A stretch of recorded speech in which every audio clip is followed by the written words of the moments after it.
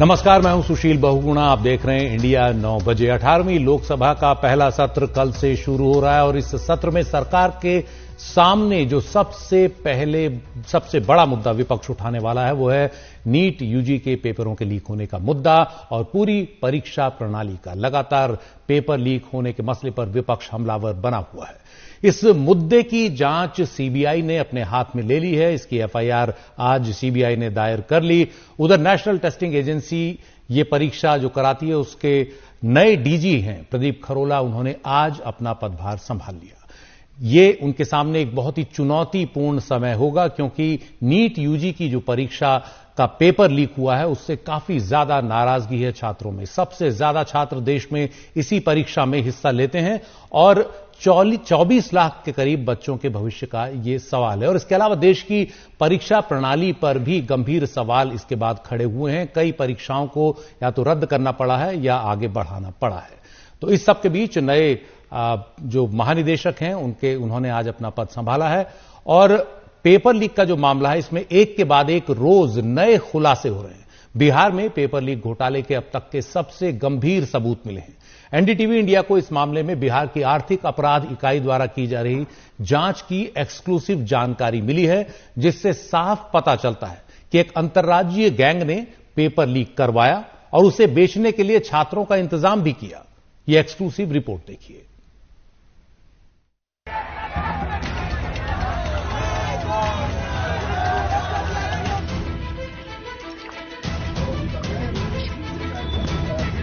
चौबीस लाख बच्चों के भविष्य से जुड़े NEET UG paper leak case में एक अंतर्राज्यीय गैंग सक्रिय था।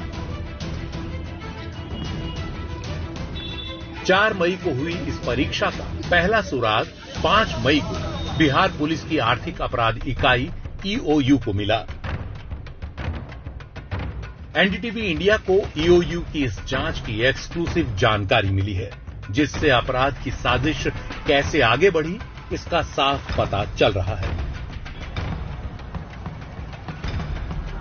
इस मामले में अब तक जो 13 आरोपी गिरफ्तार हुए हैं उनमें से 4 वो परीक्षार्थी हैं जो नीट के इम्तिहान में बैठे और ये चारों वो परीक्षार्थी हैं जिन्हें इम्तिहान से एक रात पहले ये पेपर दे दिए गए थे। जांच के मुताबिक नीट के पेपर 30 लाख से लेकर 40 लाख रुपए तक में बेचे गए। 5 मई को जब पटना पुलिस को इस मामले का सुराग मिला तो उसने सूचना के आधार पर झारखंड के नंबर की एक डस्टर कार का पीछा किया। कार में बैठे लोग परीक्षा केंद्रों के आसपास मंडरा रहे थे। JH01 BW 0019 नंबर की इस गाड़ी को पुलिस ने पटना के बेली रोड पर रोक लिया। गाड़ी में बैठे तीनों लोगों को गिरफ्तार कर लिया गया। ये थे सिकंदर यादवेंदु, अखिलेश कुमार और बिट्टू कुमार। यही नहीं, इसी कार से 4 परीक्षार्थियों के एडमिट कार्ड भी बरामद हुए। ये वही परीक्षार्थी थे जो पुलिस हिरासत में हैं। इनके नाम हैं आयुष राज, अभिषेक कुमार, शिवनंदन कुमार और अनुराग यादव। एडमिट कार्ड में इनके रोल नंबर साफ दिख रहे थे। अब सवाल यह है कि इन परीक्षार्थियों तक पेपर लीक गिरोह पहुंचा कैसे। जानकारी के मुताबिक कार से गिरफ्तार 3 लोगों में से एक सिकंदर यादवेंदु ने इन चारों छात्रों को ढूंढा था।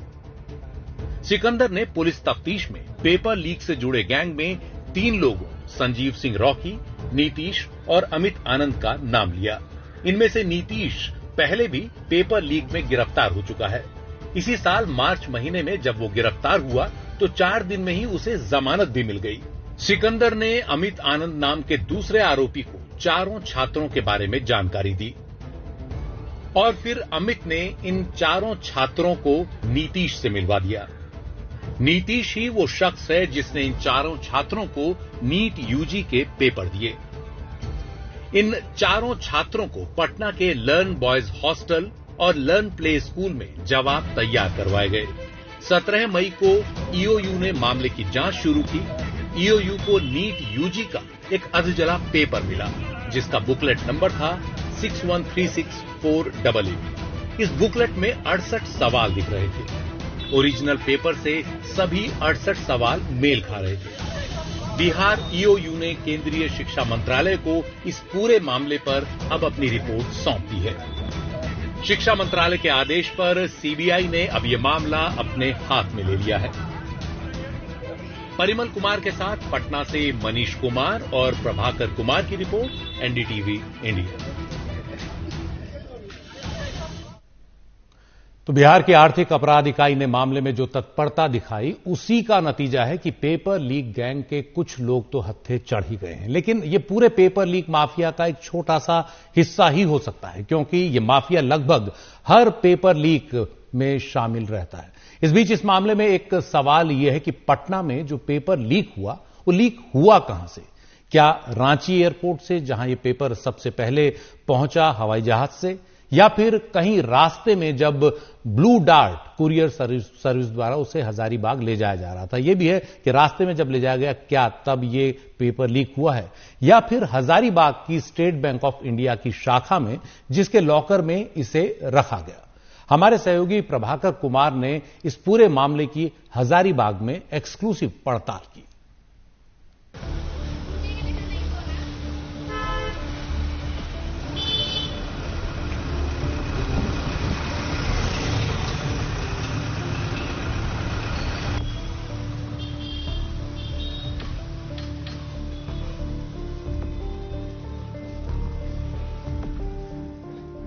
नीट पेपर घोटाले की जो जांच है उसकी शुरुआत पटना से हुई थी और उसके बाद बिहार के कुछ शहरों में हजारीबाग, जहानाबाद और नालंदा पहुंचा, और उसके बाद अब जो है इसकी जांच की आंच जो है वो रांची और हजारीबाग की ओर मुड़ गई। ये हजारीबाग का वो स्कूल है, 5 सेंटर थे हजारीबाग में, और हजारीबाग का ये स्कूल है जहां पर इकोनॉमिक ऑफेंस विंग की जो टीम है वो जांच करने आई थी, पूछताछ करने आई थी। यहां पे भी नीट का जो एग्जाम हुआ था उसका सेंटर था। जो ईओयू की टीम है उसे आशंका ये है कि जो पेपर लीक का पूरा मामला हुआ है वो हजारीबाग में हुआ है, इसलिए कि जो अर्धजले क्वेश्चन पेपर के टुकड़े जो मिले थे पटना से स्टूडेंट्स के पास से मिले थे, जिनकी गिरफ्तारी हो गई थी, उसमें एक नंबर अंकित था और वो नंबर जो है वो इसी सेंटर का नंबर था। इसी सेंटर पे वो क्वेश्चन पेपर जो है वो दिया गया था, जो कि पटना के स्टूडेंट्स के पास है, जिसे बरामद किया गया था। इसलिए जो बिहार से इकोनॉमिक ऑफेंस विंग की जो टीम है वो यहां आई और यहां पे आके उन्होंने पूछताछ की।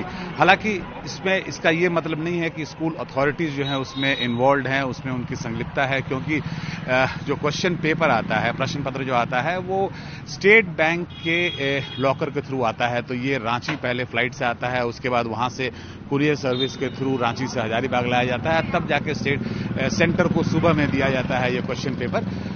इसलिए इसकी कोई पुष्टि नहीं है कि इसमें स्कूल अथॉरिटीज इन्वॉल्व थे, लेकिन यहां पे ये जो आप मेरे पीछे स्कूल देख रहे हैं, यहां पूछताछ की गई है। यहां पे इकोनॉमिक ऑफेंस विंग की बिहार की यूनिट जो है वो 2 बार आई है और उन्होंने स्कूल के जो अथॉरिटीज हैं उनसे पूछताछ की और साथ में शिक्षकों से भी पूछताछ की और ये जानने की कोशिश की कि आखिर वो क्वेश्चन पेपर जो है वो बच्चों के पास कैसे पहुंचा और वो पटना कैसे पहुंचा।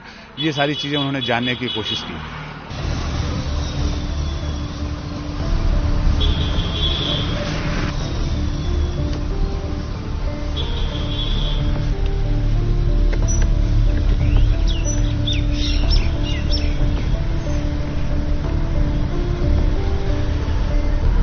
बिहार ईओयू की टीम जब हजारीबाग पहुंची और जो परीक्षा केंद्र थे वहां पर जांच करने के लिए गई, वो जो 5 परीक्षा केंद्र थे वहां पर जांच करने गई।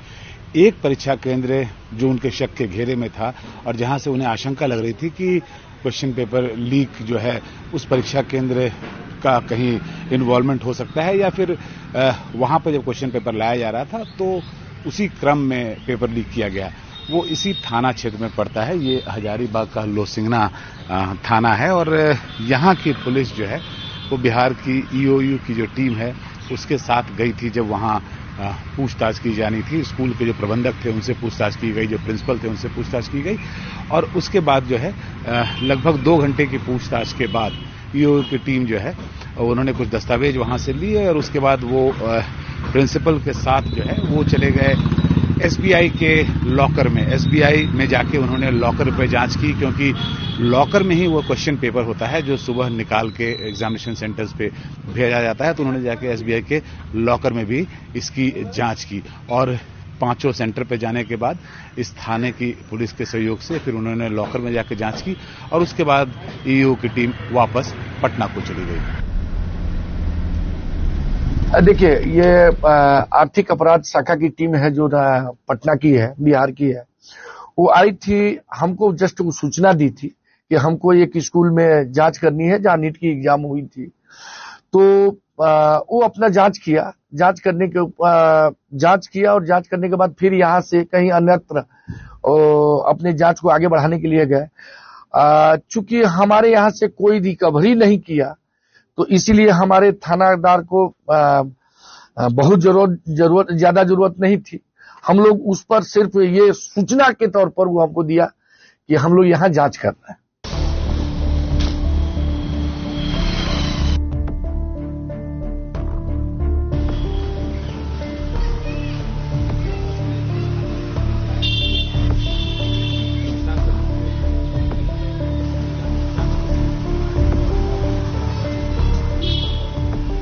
यहाँ जो स्कूल है, जो सेंटर है, वहां गई जहां के नंबर्स मिले थे, क्वेश्चन पेपर जो जले हुए क्वेश्चन पेपर मिले थे, वहां गई, वहां उन्होंने पूछताछ किया। उसके बाद उन्होंने क्वेश्चन पेपर का जो रूट है उसे ट्रेस करने की कोशिश की और उस क्रम में वो आई इस ब्रांच में। ये हजारीबाग का स्टेट बैंक का मेन ब्रांच है। इसी के लॉकर में क्वेश्चन पेपर रखा गया था। और अगर आप देखें क्वेश्चन पेपर ट्रैवल कैसे करता है, क्वेश्चन पेपर जो है वो छपता कहीं एक जगह पे है, वो इंडिया में कोई भी एक लोकेशन हो सकता है जिसकी जानकारी अमूमन गुप्त रखी जाती है। उसके बाद वो अलग अलग शहरों में उसे फ्लाइट से भेजा जाता है। वहां से रांची यहां आया, रांची से फिर कुरियर सर्विस जो है उससे लेके उसे पहुंचाया गया अलग अलग बड़े शहर में जहां परीक्षा होने थे। जैसे हजारीबाग एक शहर हुआ, वैसे ही झारखंड में और भी शहर होंगे, चाहे वो बोकारो हो, धनबाद हो, जमशेदपुर हो, अलग अलग शहरों में जहां जहां केंद्र होंगे परीक्षा के, वहां पहुंचाया गया। हजारीबाग में इसी लॉकर में लाकर रखा गया था। यहां भी ईओ की टीम ने आके जांच की और उसके बाद उन्होंने यहां के सारी सीसीटीवी फुटेज को भी निकाला है, उसे वो अपने साथ लेके गए हैं और साथ में यहां के अधिकारियों से भी पूछताछ की। जो क्वेश्चन पेपर आता है, क्योंकि वो बहुत सेंसिटिव डॉक्यूमेंट है, तो उसके लिए एक प्रोटोकॉल बना हुआ है, एसओपी बना हुआ है। वो एसओपी का इन्होंने चेक किया कि वो एसओपी क्या इन्होंने फॉलो किया था कि नहीं, क्या क्वेश्चन पेपर जब इन हुआ और जब आउट हुआ तो क्या उसकी वीडियो रिकॉर्डिंग की गई थी कि नहीं।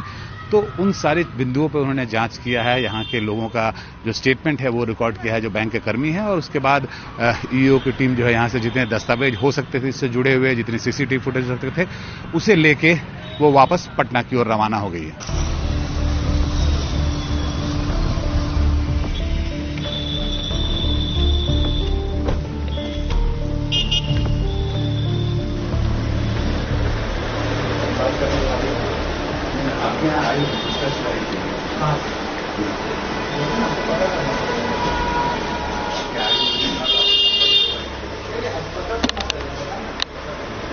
हमको यूए ने बताया कि आपके यहाँ बात पूछताछ हुई, तभी तो आए हैं। ऐसे थोड़ी हम ऐसे घूमते हुए नहीं आए हैं, हम तो आपको बताया गया है।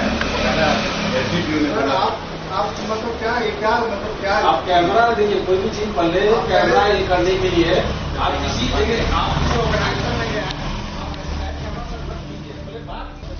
जो बिहार से जो ईओ की टीम आई, जो हजारीबाग में जो जांच कर रही थी, वो ओएसिस स्कूल गई, उसका स्टेट बैंक गई और बाकी जगह जो है एक तरह से डॉट्स कनेक्ट करने की कोशिश करी थी और सारी जो सुई है वो आकर रुक गई है यहाँ पे।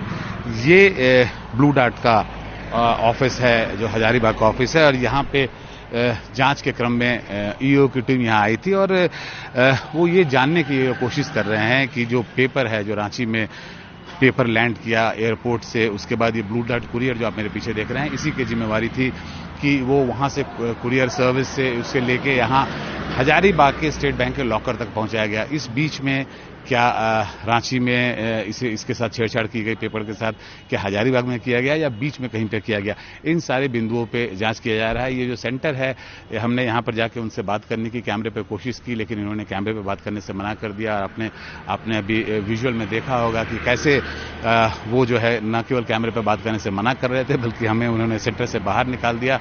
और हम जानने की कोशिश ये कर रहे थे कि ईओ की टीम ने उनसे किस बिंदु पे पूछताछ की, लेकिन हमारे सूत्र जो है ईओ में वो ये बता रहे हैं कि इनके ऑफिस का भी सीसीटीवी निकाला गया है। इनके जो लड़के हैं जो पैकेट कैरी कर रहे थे उस दिन, उन्हें भी पूछताछ के लिए ईओ ने बुलाया है और एक तरह से वो पूरे डॉट्स को कनेक्ट करने की कोशिश कर रहे हैं कि जो ब्लू डार्ट कुरियर कंपनी है उसमें इसका क्या इन्वॉल्वमेंट हो सकता है। तो अभी जो है पूरे जो मामला है उसमें जो शक की सुई है, जो स्कैनर है, वो उसके नीचे अगर आप बोले तो ब्लू डार्ट कुरियर कंपनी है, जो हजारीबाग का ये ऑफिस आप मेरे पीछे देख रहे हैं। आप शायद चश्मदीद हैं, आपको पता है जब यहाँ पे इस ब्लू डार्ट कंपनी में शायद पटना से पुलिस की टीम आई थी और हजारीबाग की भी पुलिस की टीम थी, क्या हुआ था उस दिन आप मौजूद थे यहाँ पे? यहाँ मौजूद थे, मगर हम घर से निकले, देखे कि बहुत आदमी खड़े हुए यहाँ पर सिविल ड्रेस में थे। ठीक है, यहाँ सिविल ड्रेस में थे, हम देखे क्या बात है, तो फिर हम अपने घर चले गए। इंक्वायरी देखे तो लगभग 1.5 घंटा तक रहे यहाँ पर इंक्वायरी करने के। फिर चला गया, सब सुबह पता चला कि उन लोग पुलिस वाले डिपार्टमेंट था कि पेपर लीकेज की वजह से इंक्वायरी करने के लिए आए हुए थे। अंदर क्या पूछताछ हुआ, कुछ आपको जानकारी मिली? हाँ, नहीं आए थे हम यहाँ। नहीं, बट अंदर जो है वो पूछताछ क्या हुआ, या आपके लोग भी यहाँ पर मित्र हैं, शायद ये लोग आपके परिचित हैं ब्लू डार्ट? नहीं थे यहाँ पर। इंक्वायरी में देखे कि जितना इंक्वायरी हो रहा था वो वीडियो बना रहे थे और शायद वो कैमरा में कुछ चेक कर रहे थे, अपना सीसीटीवी कैमरा चेक कर रहे थे। हाँ, सीसीटीवी कैमरा चेक कर रहे थे। तो बाद में ये ब्लू डार्ट कंपनी के लोग हैं, इन्होंने कुछ बताया आपको? हाँ, वो इनसे पूछे थे कि क्या बात है, तो बोला कि कहीं पेपर लीकेज कर गया, उनके इंक्वायरी के लिए आए हुए थे। हजारीबाग से Prabhakar Kumar, NDTV. NEET UG परीक्षा में हुई गड़बड़ी के मामले में सीबीआई ने केंद्रीय शिक्षा मंत्रालय की शिकायत पर आज केस दर्ज कर लिया है। मामले की तफ्तीश शुरू कर दी है। सीबीआई इस मामले में गहरी साजिश की जांच करेगी। ये मामला कितना फैला है, इसमें तार कहां कहां तक पहुंच रहे हैं। सीबीआई ने इस मामले में सभी राज्यों में दर्ज एफआईआर अब अपने हाथ में ले ली हैं और पटना में इकोनॉमिक ऑफेंसेस यूनिट, आर्थिक अपराध इकाई ने जो अभी तक जांच आगे बढ़ाई है, इसके आगे अब सीबीआई उसे बढ़ाएगी। हमारी ये रिपोर्ट।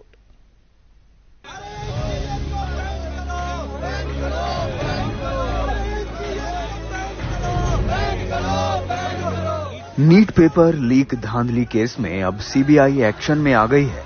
शनिवार को केंद्रीय शिक्षा मंत्रालय ने इस परीक्षा में हुई गड़बड़ी को लेकर शिकायत दी और रविवार को सीबीआई ने केस दर्ज कर लिया।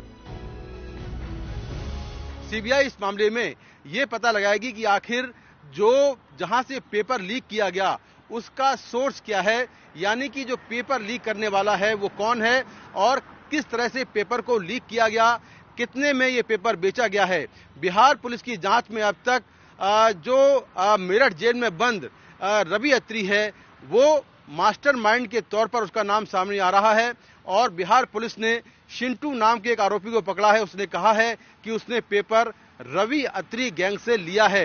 रवि अत्री मेरठ जेल में बंद है और उसको यूपी एसटीएफ ने उत्तर प्रदेश में कांस्टेबल भर्ती परीक्षा पेपर लीक मामले में 10 अप्रैल 2024 को गिरफ्तार किया था। वो पहले भी कई पेपर लीक मामले में आरोपी है और पहले कई बार गिरफ्तार हो चुका है।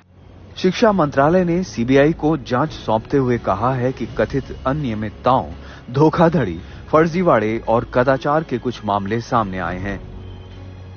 सीबीआई ने इस मामले में आईपीसी की धारा 420 यानी धोखाधड़ी, 406 यानी अमानत में खयानत, 120B यानी आपराधिक साजिश के तहत केस दर्ज किया है।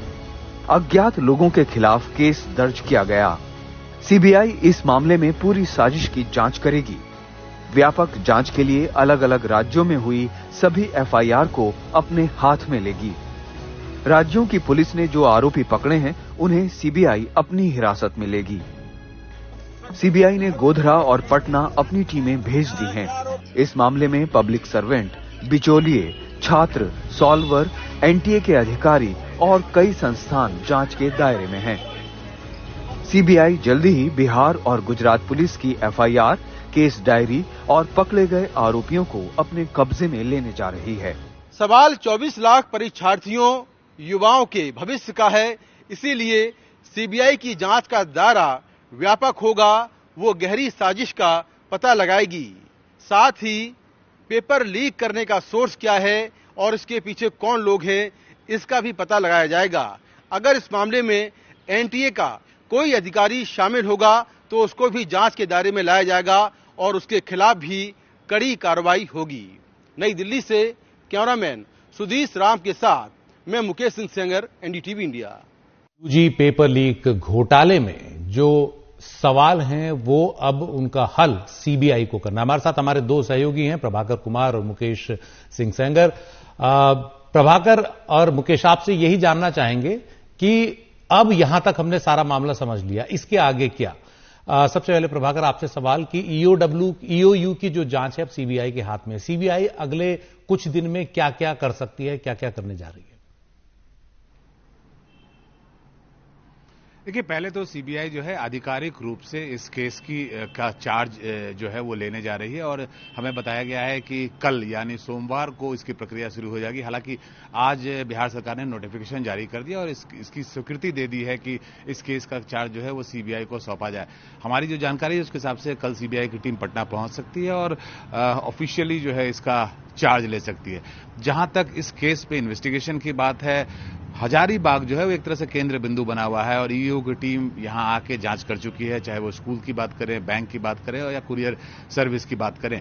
जो अभी जो जांच हुई है उसमें कुरियर सर्विस जो है वो एक तरह से उसके ऊपर सबकी निगाहें टिकी हुई हैं, जांच एजेंसियों की निगाहें टिकी हुई हैं। हालांकि ईओ का रोल यहां से अब खत्म होता है और सीबीआई इसको जांच करेगी, लेकिन बिहार ईओयू ने जितनी जांच की है उस जांच को अब सीबीआई आगे बढ़ाएगी। तो बेसिकली जो सीबीआई को करना है यहां पे, वो जो इनका रोल है, जो ब्लू डार्ट कुरियर है उसका क्या रोल है, क्या उनके ट्रांजिट में जब पेपर वो रांची से लेके हजारीबाग आ रहे थे उस बीच में क्या पेपर लीक हुआ था और हुआ तो कैसे हुआ, कौन लोग उसमें इन्वॉल्व थे, तो ये इन सारे बिंदुओं पर सीबीआई को जांच करनी होगी। कुछ और बड़े नाम भी सामने आ सकते हैं, 2-4 ऐसे लोग भी हैं जो अभी तक एब्सकॉन्डिंग है इसमें, जो कि अक्यूज्ड हैं, जिनकी गिरफ्तारी नहीं हुई है, उनकी गिरफ्तारी के लिए भी सीबीआई पहल करेगी। जी मुकेश, आपने अपनी रिपोर्ट में जिक्र किया मेरठ के किसी गैंग के आदमी का, किसी बदमाश का, कैसे वहां तक ये पूरा मामला जुड़ता है और क्या ये बिहार के अलावा भी कहीं और इसके सीबीआई के शिकंजे कस सकते हैं? एनटीए के अंदर भी क्या सीबीआई कुछ ऐसी सख्ती कर सकती है? देखिए, बिहार में एक आरोपी पकड़ा गया है शिंटू, और बिहार से जैसा कि हमारे सहयोगी रिपोर्ट लगातार कर रहे हैं कि शिंटू ने अपनी पूछताछ में कहा कि उसको पेपर रवि अत्री गैंग से मिला और बिहार पुलिस ने जो अब तक जांच की है उसमें ये बात सामने आ रही कि रवि अत्री मास्टरमाइंड हो सकता है इस पूरे मामले का। रवि अत्री कई सारे पेपर लीक मामले में आरोपी है, कई बार गिरफ्तार हुआ है और फिलहाल यूपी की मेरठ जेल में वो बंद है। तो उससे अब आगे की जांच में हो सकता है कि सीबीआई उससे पूछताछ करे और उसे कस्टडी में ले। दूसरा, जो सीबीआई है वो इस पूरे केस में लार्जर कॉन्स्पिरेसी की जांच कर रही है और कॉम्प्रिहेंसिव जो इन्वेस्टिगेशन है उस पर जोर देगी, क्योंकि ये मामला कई राज्यों में फैला हुआ है, चाहे गुजरात हो, महाराष्ट्र हो, बिहार हो, इसके अलावा भी कुछ राज्य हो सकते हैं जहां पर इस तरह से पेपर लीक के आरोपी रह रहे हों, इस सिंडिकेट के लोग हों, तो सीबीआई वहां जांच करेगी। सीबीआई इस पूरी जांच में जो टेक्निकल इन्वेस्टिगेशन है उस पर जोर देगी, क्योंकि जो आरोपियों ने आपस में बातचीत की होगी, मोबाइल से पेपर लीक जो हुआ, मोबाइल से पेपर के फोटो आए या जो आपस में कुछ मैसेज एक्सचेंज हुए, कुछ कॉल्स हुई, ये सारी जो डिटेल्स है सीबीआई मोबाइल जब्त करेगी आरोपियों के। जो तकनीकी जांच है, आरोपियों की लोकेशन उस वक्त कहाँ थी, ये सारी ये जांच सीबीआई करने वाली है। और बिहार में आज सीबीआई ने कुछ लोगों के मोबाइल फोन जब्ती भी किए हैं जहां पर सीबीआई की टीम पर हमला हुआ और उसमें 3 से 4 लोग इंजर्ड हुए हैं। तो सीबीआई इस पूरे मामले में अब एक कॉम्प्रिहेंसिव इन्वेस्टिगेशन करने जा रही है और सीबीआई का कहना यह है कि जो सोर्स है पेपर लीक का, जहां से पेपर लीक किया गया है, उस सोर्स का पता लगाना कि आखिर उसके पीछे कौन है और कैसे ये पेपर लीक हुआ। क्योंकि यूजीसी नेट का जो पेपर लीक हुआ था वो डार्क नेट पर डाला गया था और फिर टेलीग्राम या व्हाट्सएप पर डाला गया और उसको बेचा गया 5 से 6 लाख रुपए में। तो ये पेपर कहां से लीक हुआ, कैसे ये डाला गया सोशल मीडिया पर, इसकी सारी जांच टेक्निकल इन्वेस्टिगेशन सीबीआई करने जा रही है। बहुत बहुत शुक्रिया मुकेश और प्रभाकर इस पूरी जानकारी के लिए। अब ये पूरा मामला इस चीज पर आगे बढ़ेगा कि सोर्स क्या है, स्रोत क्या है, कहां से एनटीए का पेपर बाहर निकलता है सिस्टम से और इस माफिया के हाथ में पहुंचता है। इस बीच अभी मुकेश ने जिक्र किया सीबीआई की टीम पर हमले का, तो आपको बता दें UGC net paper leak case में जांच के लिए दिल्ली से बिहार के नवादा सीबीआई की टीम पहुंची थी और वहां ग्रामीणों ने इस टीम पर हमला कर दिया। कसियाडीह गांव के लोगों ने सीबीआई को फर्जी अफसर समझकर उनके साथ मारपीट शुरू कर दी, ऐसा कहा जा रहा है, और गाड़ियों में तोड़फोड़ की। इस मामले में 8 लोगों पर नामजद और 150 से 200 अज्ञात लोगों पर एफआईआर दर्ज की गई है।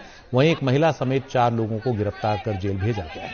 सीबीआई की जांच टीम में स्थानीय पुलिस की महिला कांस्टेबल समेत सीबीआई के 4 अधिकारी शामिल थे। रजौली के थाना प्रमुख के मुताबिक घटना की वीडियोग्राफी भी करवाई गई है और उसके आधार पर आरोपियों की पहचान की जा रही है। आपको दिखाते हैं जब सीबीआई की टीम वहां पहुंची तो किस तरह का हंगामा वहां बरपा हुआ था।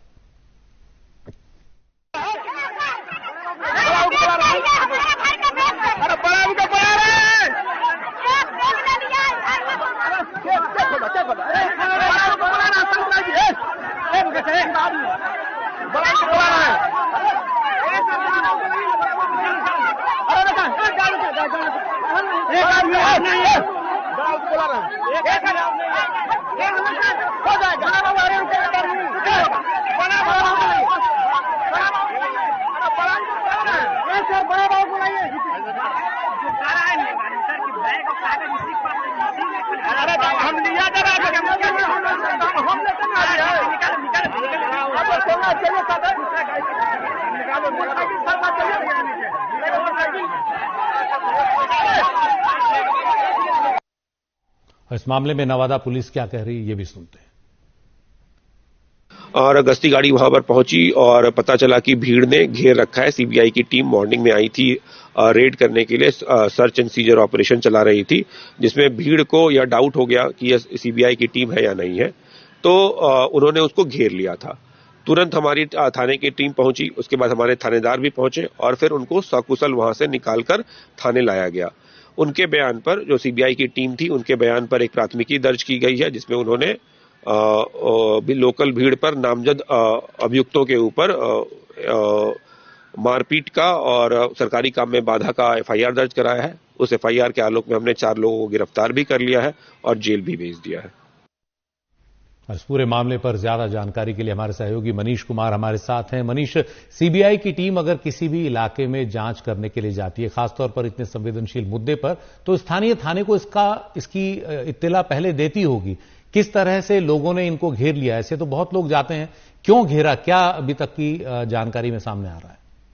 देखिए, गांव वालों को ये लगा था कि ये कोई नकली सीबीआई की टीम है और ऐसे ही गांव में छापेमारी कर कुछ लोगों को उठा के ले जा रही है, क्योंकि ये स्थानीय थाने की टीम के साथ नहीं गए थे। क्योंकि स्थानीय थाने की जो गाड़ी भी होती है उसे ग्रामीण अच्छे से पहचानते हैं, या जो थाने के अधिकारी होते हैं या सिपाही भी हों तो उसे ग्रामीण पहचानते हैं। लेकिन लगता है कि सीबीआई की टीम के द्वारा ये चूक हो गई थी कि उसने स्थानीय थाने की टीम को ले जाकर, भले ही उसने सूचित किया हो, लेकिन उसने शायद उनको बुलाने की या उनको अपने साथ ले जाने की जरूरत नहीं समझी, जिसके कारण इतना ज्यादा बवाल हुआ। हालांकि स्थानीय थाना के पहुंचने के बाद ग्रामीण एक तरह से आप कह सकते हैं कि शांत भी हो गए और 4 लोगों ने जिन्होंने हमला किया था उनको तुरंत गिरफ्तार भी कर लिया।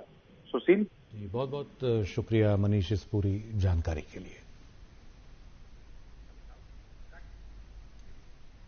और अब वक्त है एक ब्रेक का। ब्रेक के बाद देखेंगे इस बार अब 18वीं लोकसभा का पहला सत्र कल से जो शुरू होगा तो उसमें क्या हंगामा बरपा रहेगा। ब्रेक के बाद।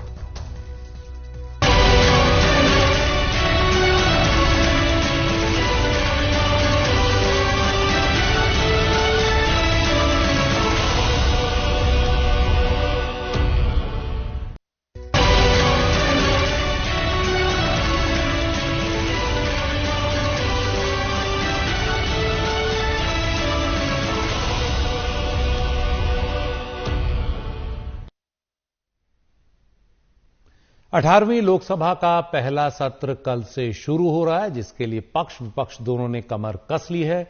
ये मोदी सरकार में अब पहली बार होगा कि विपक्ष इतना मजबूत होकर सामने आया है, इसलिए विपक्ष के तेवर भी काफी पैने इस बार दिख रहे हैं। क्या क्या मुद्दे उठ सकते हैं, कौन सी शुरुआती दिक्कतें सरकार के सामने विपक्ष खड़ी कर सकता है, क्या और खास बातें हैं इस लोकसभा में 18वीं, बता रहे हैं हमारे 5 सहयोगी।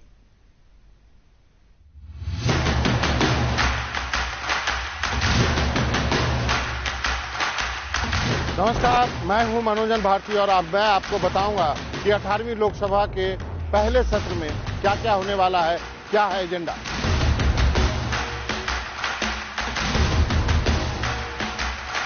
और मैं अखिलेश शर्मा आपको बताऊंगा इस सत्र को लेकर सरकार की क्या है रणनीति और विपक्ष के हमले का किस तरह करेगी वो मुकाबला।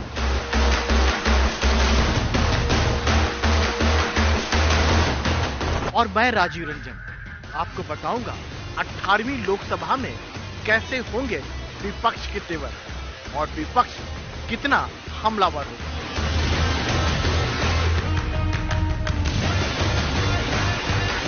मैं हूं प्रशांत और मैं आपको बताऊंगा कि कैसे बीजेपी के सहयोगी दल सरकार के लिए संसद में कभी कभी मुसीबत भी बन सकते हैं।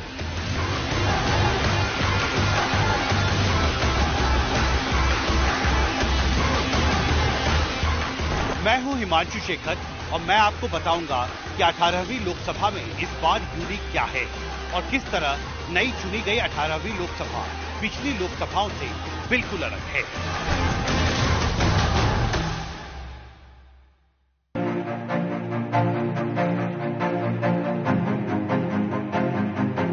18वीं लोकसभा अपने आप में अलग होगी क्योंकि इस बार सरकार और विपक्ष की संख्या जो है उसमें बहुत ज्यादा का अंतर नहीं है। एनडीए के पास 292 सांसद हैं तो इंडिया गठबंधन यानी विपक्ष के पास 234 की संख्या है। इस सत्र में सरकार के सामने सबसे बड़ी चुनौती ये है कि पिछले 10 साल में पहली बार ऐसा हो रहा है कि जब सत्तारूढ़ पार्टी को अपने बूते बहुमत नहीं मिला है और वो सहयोगी दलों पर निर्भर रहेगी। 10 साल बाद गठबंधन सरकार की वापसी हो रही है और इसी के साथ बड़े लंबे समय बाद ऐसा हो रहा है कि विपक्ष काफी मजबूत रहेगा।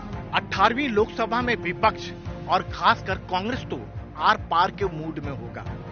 वजह यह कि जनता का जिस तरह से उन्हें समर्थन मिला है उससे विपक्ष के हौसले बुलंद है। खासकर कांग्रेस की बात करें तो कांग्रेस का आत्मविश्वास और भी बढ़ चढ़ हो रहा है। पहली बार उन्हें 2014 और 2019 के मुकाबले विपक्ष का नेता का पद मिलने जा रहा है।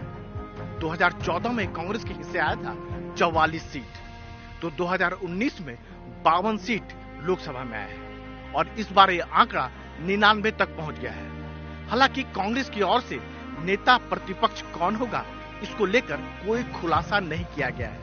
कांग्रेस के कई नेता यह मांग कर रहे हैं कि जिम्मेदारी राहुल गांधी संभाले, लेकिन राहुल गांधी ने इस पर अपनी चुप्पी अभी तक नहीं तोड़ी है।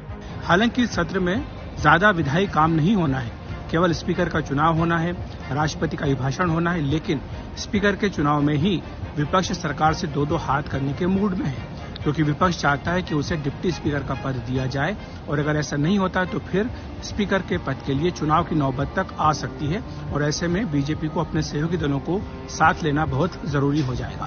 तो यहाँ पर भी विपक्ष परंपरा की दुहाई दे रहा है, कह रहा है कि जिस तरह से डिप्टी स्पीकर का पद पहले भी विपक्षी दलों को दिया गया, इस बार भी वैसा ही किया जाए, तभी स्पीकर के नाम पर सहमति बनाई जाएगी।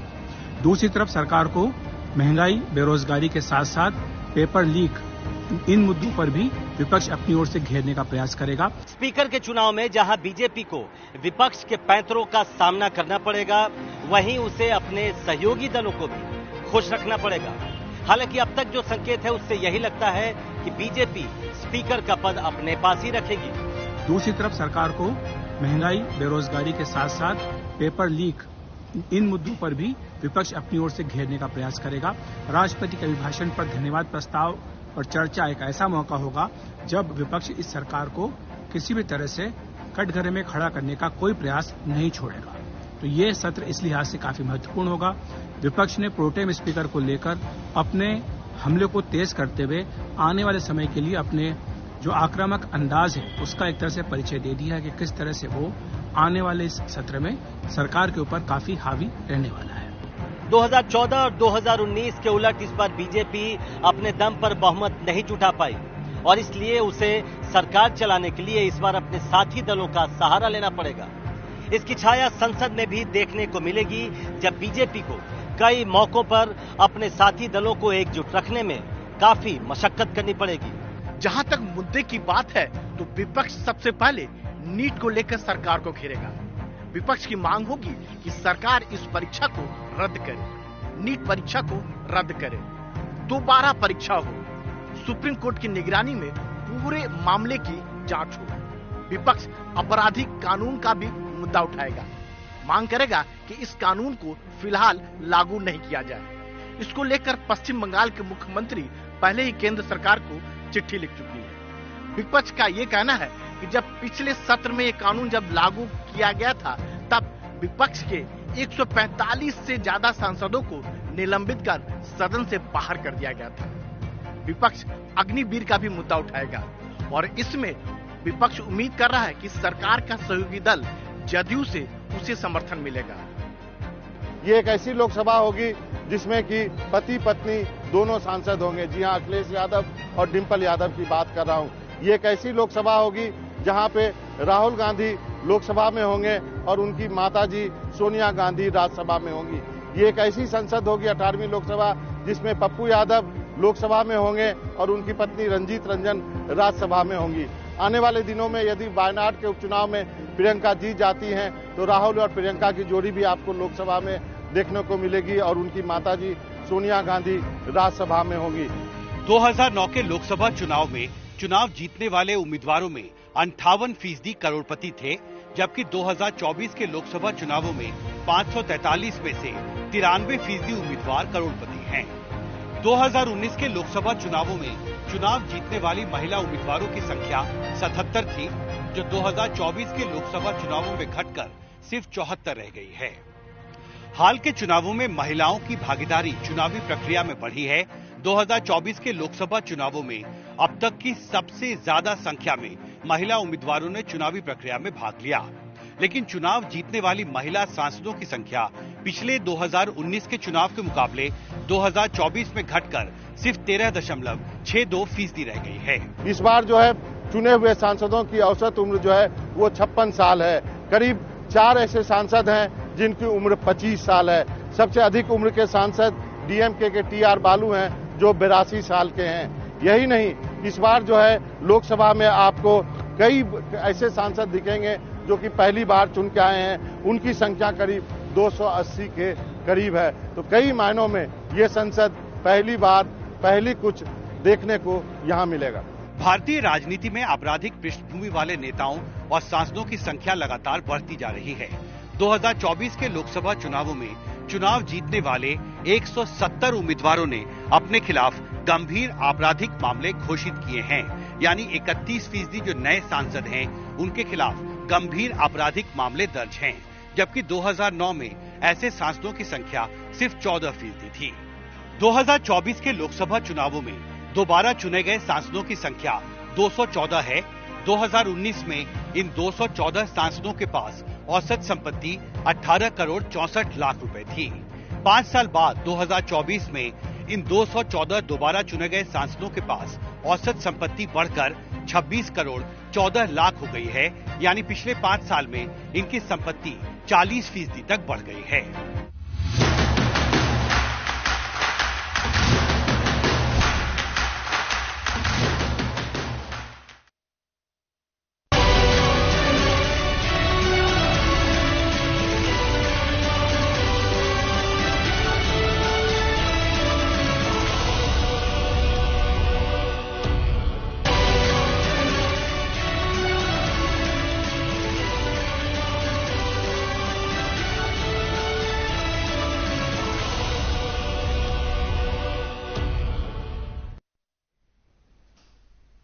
छत्तीसगढ़ के सुकमा और बीजापुर बॉर्डर पर नक्सलियों ने आज एक बड़ी वारदात को अंजाम दिया। सिलगेर और टेकलगुडम के बीच नक्सलियों ने सीआरपीएफ जवानों के एक ट्रक को आईडी धमाके से उड़ा दिया। इस धमाके में सीआरपीएफ के 2 जवान शहीद हो गए।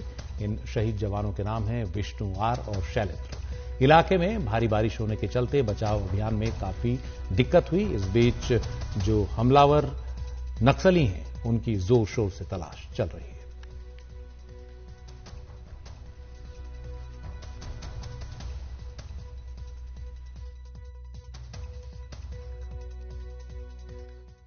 जिला सुकमा के थाना जगरगुंडा के कैंप सिलगेर और टेकलगुडम के मध्य तीमापुरम के समीप आज दोपहर सुरक्षा कार्य में लगे वाहनों पर नक्सलियों के द्वारा आईडी विस्फोट किया गया है, जिससे उक्त वाहन में मौजूद 201 कोबरा के वाहन चालक विष्णु तथा आरक्षक शैलेंद्र शहीद हुए हैं। घटना की जानकारी मिलते ही तत्काल वहां पर सीआरपीएफ व कोबरा व पुलिस की टीम पहुंच चुकी है। सभी दोनों ही शहीद जवानों के शव सुरक्षित वहां से निकाले गए हैं तथा मौके पर सर्चिंग जारी है।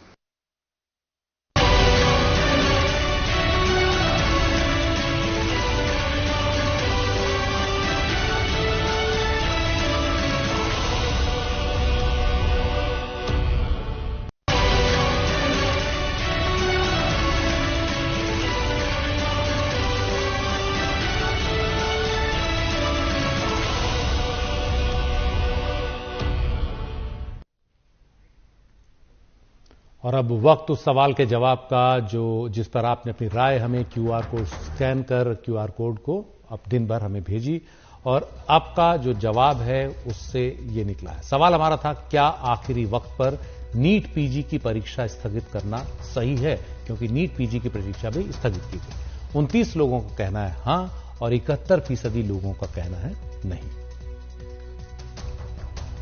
और वक्त है एक ब्रेक।